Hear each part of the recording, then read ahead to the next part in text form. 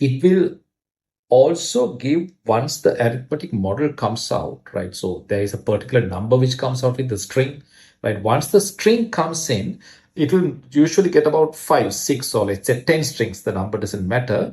For each of these strings, which is actually the answers, it will give a weight, right?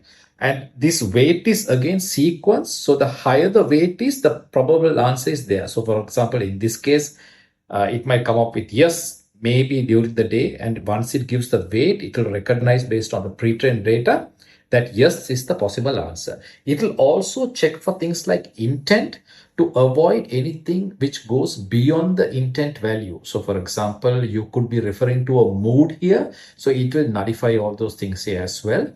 Then the entire thing is inference actually is the pre-trained data. So it uses the old data, checks all these arithmetic models, puts out the arithmetic value based on the question you asked, then it will sequence it, again recheck for any intent, and then finally what makes sense based on the pre-trained data, that is what actually comes out as your final answer. So in a nutshell, if you really go to look at it, right, you speak English, it hears you, turns it into math, checks, and with the memory, and predicts the best possible maths output, or what is called what you see it as an English output.